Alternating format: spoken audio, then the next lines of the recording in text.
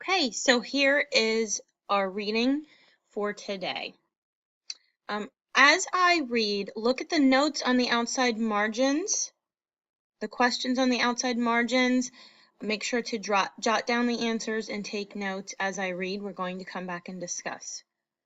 We arrived at Baltimore early on Sunday morning, landing at Smith's Wharf, not far from Bowley's Wharf.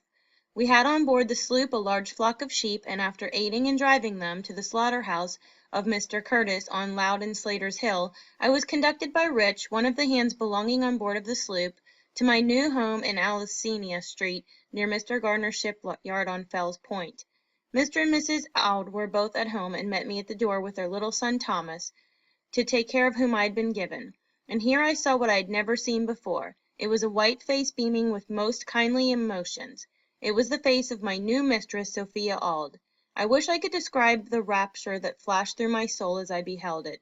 It was a new and strange sight to me, brightening up my pathway with a light of happiness. Little Thomas was told there was his Freddie, and I was told to take care of little Thomas, and thus I entered upon the duties of my new home with the most cheering prospect ahead. Notice the word sloop means a sailboat with a single mast. So how did Frederick first feel when he arrived at his new home, and what was his new job?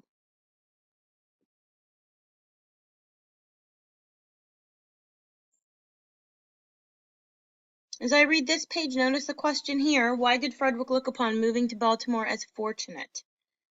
I look upon my departure from Colonel Lloyd's plantation as one of the most interesting events in my life.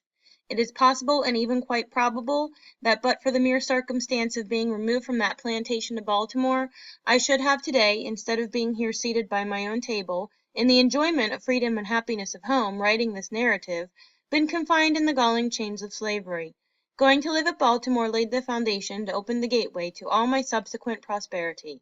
I have ever regarded it as the first plain manifestation of that kind Providence which has ever since attended me, and marked my life with so many favors.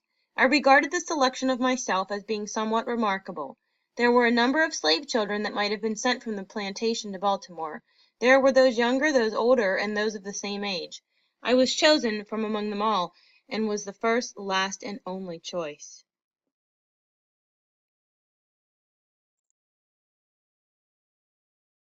Notice again the vocabulary at the bottom right to help you through this reading. How does Douglass describe his new mistress at first? What does he say about her? Then think and be prepared to discuss how Sophia Auld changed and what changes her. My new mistress proved to be all she appeared when I first met her at the door. A woman of kindest heart and finest feelings. She had never had a slave under her control previously to myself, and prior to her marriage she had been dependent upon her own industry for a living. She was by trade a weaver, and by constant application to her business she had been in good degree preserved by the blighting and dehumanizing effects of slavery. I was utterly astonished at her goodness. I scarcely knew how to behave towards her. She was entirely unlike any other white woman I had ever seen. I could not approach her I was accustomed to approach other white ladies. My early instruction was all out of place. The crouching servility, usually so acceptable a quality in a slave, did not answer when manifested toward her. Her favor was not gained by it. She seemed to be disturbed by it.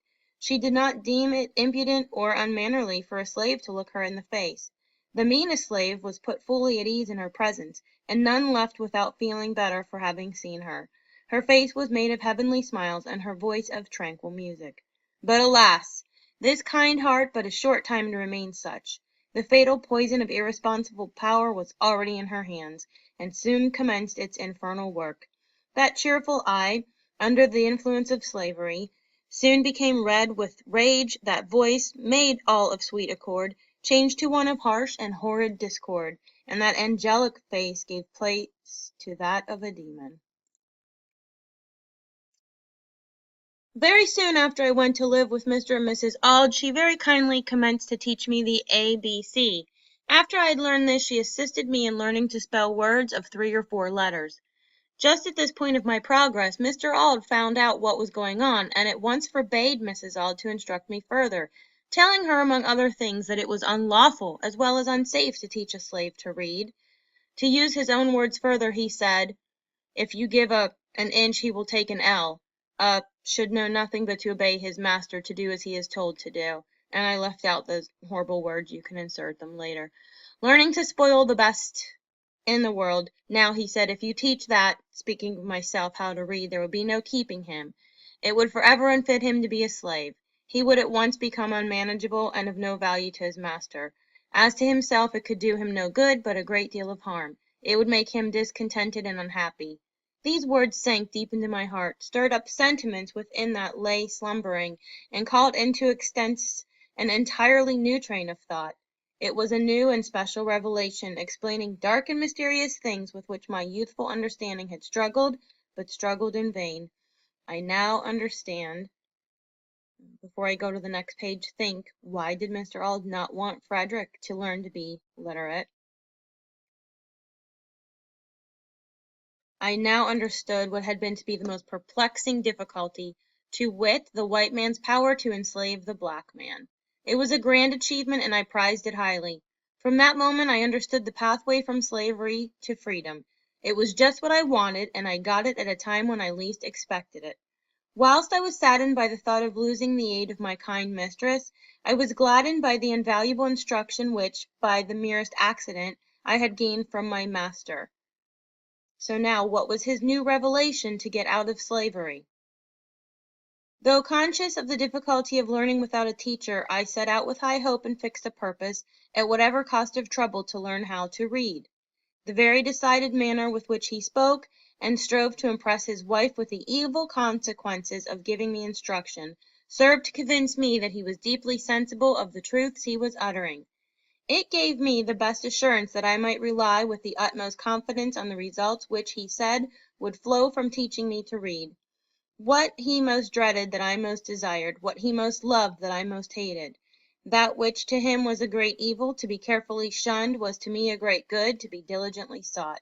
And the argument which he so warmly urged against my learning to read only served to inspire me with a desire and determination to learn. In learning to read, I owe almost as much to the bitter opposition of my master as to the kindly aid of my mistress. I acknowledge the benefits of both. I lived in Master Hugh's family for about 7 years. During this time I succeeded in learning to read and write. In accomplishing this I was compelled to resort to various stratagems. I had no regular teacher. My mistress, who had kindly commenced to instruct me, had, in compliance with the advice and direction of her husband, not only ceased to instruct, but had set her face against my being instructed by any one else. It is due, however, to my mistress to say of her that she did not adopt this course of treatment immediately.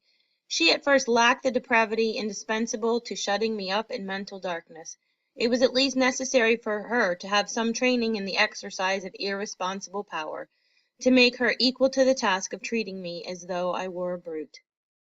So, on this page here, Frederick realizes that it is also difficult for slave owners. Why? What does he say in here that he feels that it is as difficult for him to be a slave owner as well?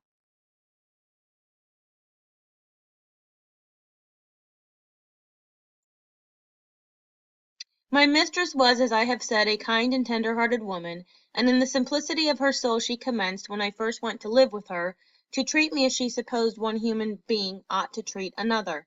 In entering upon the duties of a slaveholder, she did not seem to perceive that I sustained her to the relation of a mere chattel, and that for her to treat me as a human being was not only wrong, but dangerously so.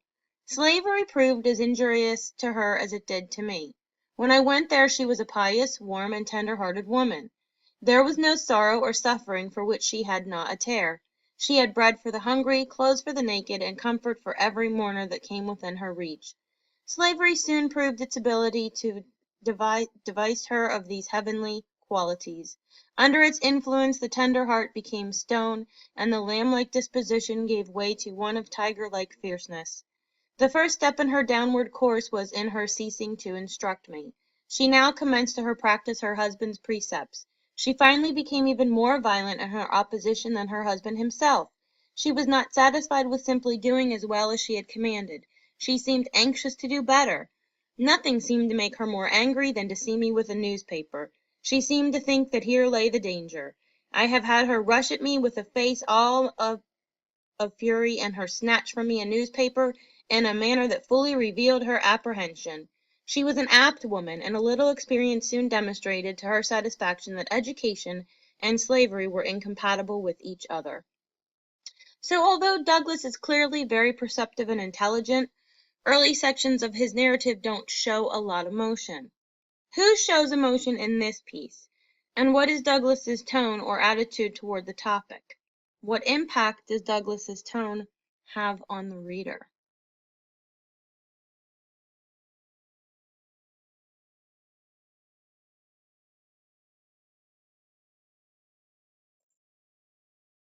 From this time I was most narrowly watched. If I was in a separate room any considerable length of time, I was sure to be suspected of having a book, and was once called to give an account of myself. All this, however, was too late.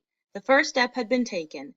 Mistress, in teaching me the alphabet, had given me the inch, and no precaution could prevent me from taking the L. What does that last line mean? What does no precaution could prevent me from taking the L mean? Okay, we're going to finish up in our groups now. Give a green check whenever you're finished, and we'll go back and discuss the questions.